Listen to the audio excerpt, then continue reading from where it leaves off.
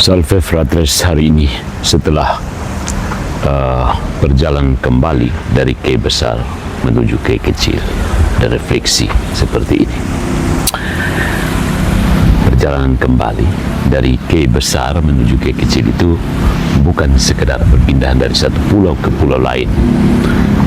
Laut yang terbentang antara keduanya seolah menjadikan jadi halaman terbuka tempat sejarah, kebudayaan, iman, dan ingatan orang K dituliskan bersama-sama. Ya, saya baru saja kembali dari K besar. Di sana saya bertemu umat, mendengarkan cerita mereka, menyaksikan kesederhanaan hidup, dan merasakan kuatnya ikatan persaudaraan. Gereja-gereja mungkin berdiri jauh dari pusat kota. Jalan menuju kampung-kampung itu tidak selalu mudah. Tapi keramahan umat membuat jarak itu terasa sangat pendek.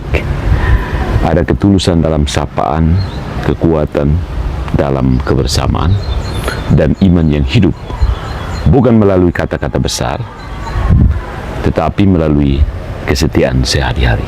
Nah, dalam perjalanan kembali ke K kecil, pikiran saya tertuju kepada seorang putra K yang namanya sekarang ini menyambut setiap orang yang datang melalui bandar udara di Langgur, Karel Satsuitubun, yang lebih dikenal sebagai Karel Satsuitubun atau KS Tubun.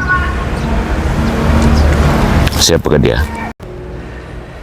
Dia lahir ritual pada tanggal 14 Oktober 1928 dari tanah kepulauan yang jauh dari pusat kekuasaan ini. Dia kemudian mengabdi sebagai anggota kepolisian Republik Indonesia. Hidupnya berakhir di Jakarta pada dini hari 1 Oktober 1965 ketika dia sedang menjalankan tugas pengamanan di kediaman Wakil Perdana Menteri Johannes Lemena. Ketika berhadapan dengan pasukan bersenjata, dia, Karel ini, memilih untuk melakukan perlawanan dan gugur dalam tugas. Pangkatnya kemudian dinaikkan secara anumerta dan dia dikenang sebagai pahlawan revolusi. Ya kan? Tahu dari pelajaran sejarah. Tapi mengenang Karel tidak cukup dengan menghafal tanggal lahir, pangkat, dan tempat kematiannya. Sejarah akan menjadi dingin kalau hanya disimpan dalam buku pelajaran seperti buku pelajaran sejarah SD atau dilekatkan pada nama jalan dan bandar udara ya. Karel ini perlu dikembalikan kepada tanah yang membentuknya.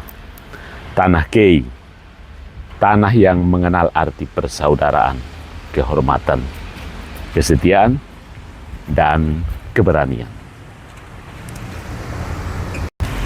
Barangkali keberanian Karel tidak muncul secara tiba-tiba pada malam terakhir hidupnya. Keberanian itu mungkin telah tumbuh sejak dia mengenal kehidupan kepulauan. Kehidupan yang menuntut manusia bertahan menghadapi laut, angin, keterbatasan, dan jarak. Dia dibesarkan oleh kebudayaan yang memandang kehidupan itu. Kebudayaan yang memandang kehidupan bersama sebagai ikatan suci. Dalam semangat orang K, seseorang tidak hidup hanya untuk dirinya sendiri. Dia hidup dalam hubungan dengan keluarga, kampung, leluhur, tanah, dan sesama. Disinilah perjalanan ini memperoleh kedalamannya. Kita tidak hanya mengunjungi gereja, pantai, kampung adat, atau tempat bersejarah. Kita memasuki ingatan suatu masyarakat ya. Kita belajar bahwa kebudayaan bukan barang pajangan dan iman bukan sekedar upacara. Keduanya, baik iman maupun budaya, hadir dalam cara umat menyambut tamu, membagikan makanan, menjaga persaudaraan, dan bertahan dalam keadaan yang tidak selalu mudah. Pertemuan dengan umat di K besar menegaskan hal seperti ini. Mereka mengajarkan bahwa kesetiaan seringkali tidak bersuara keras. Kesetiaan hadir dalam ibu yang tetap membawa anaknya ke gereja, dalam bapa yang menjaga kehidupan keluarga, dalam guru yang mengajar dengan fasilitas terbatas, dan dalam umat yang mempertahankan komunitas, meskipun imam tidak selalu bisa hadir setiap waktu. Karel Satsuitubun memperlihatkan bentuk kesetiaan yang lainnya, tetapi berakar pada tanah moral yang sama. Dia berdiri di tempat tugasnya ketika bahaya datang.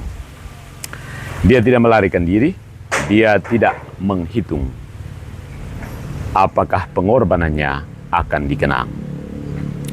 Dia melakukan apa yang harus dilakukan seseorang penjaga.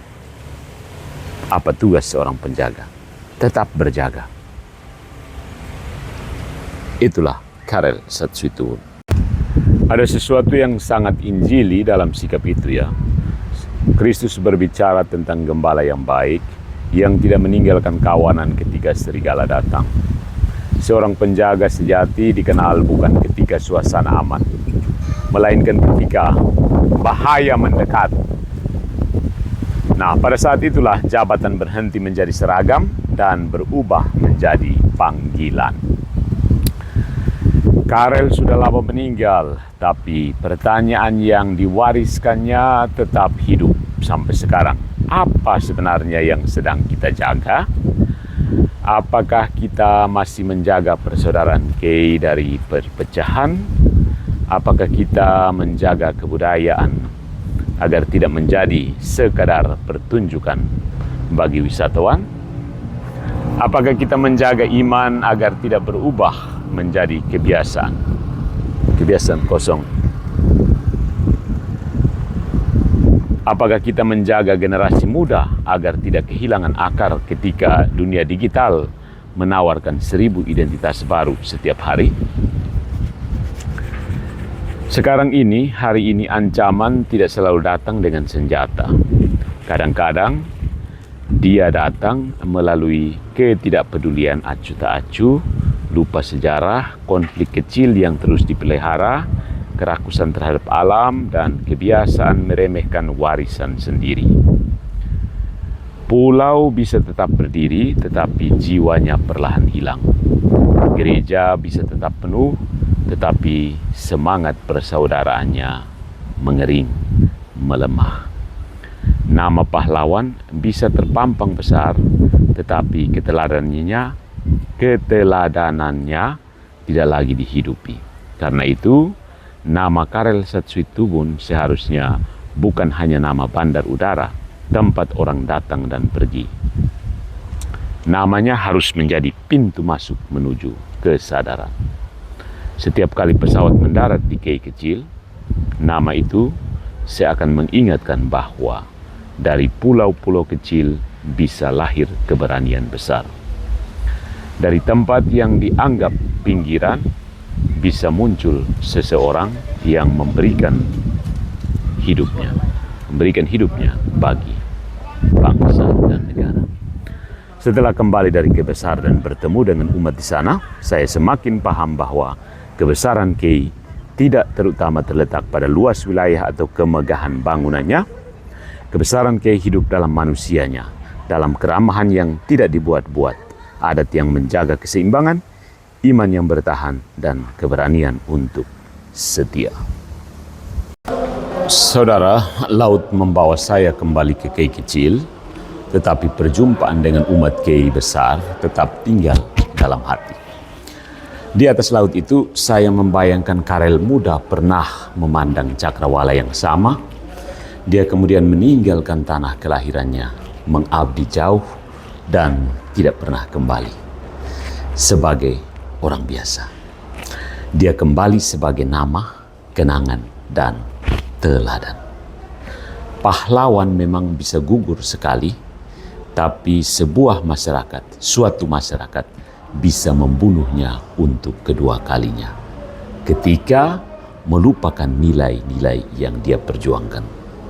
Semoga orang Kei dan seluruh masyarakat tidak hanya bangga mempunyai Karel Satsuitubun, Semoga Tanah Kei terus melahirkan manusia seperti dia. Manusia yang tahu dari mana dia berasal, tahu apa yang harus dijaga, dan tetap berdiri ketika kesetiaan menuntut harga. Salam dari Rumah Unio Keuskupan Amboina di Langgur. God bless you all.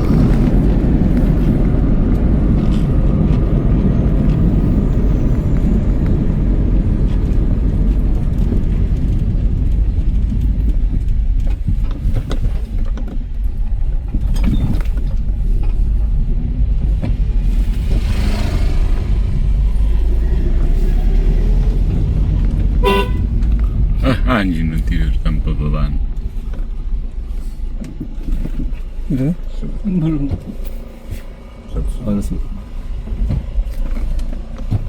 Sudah.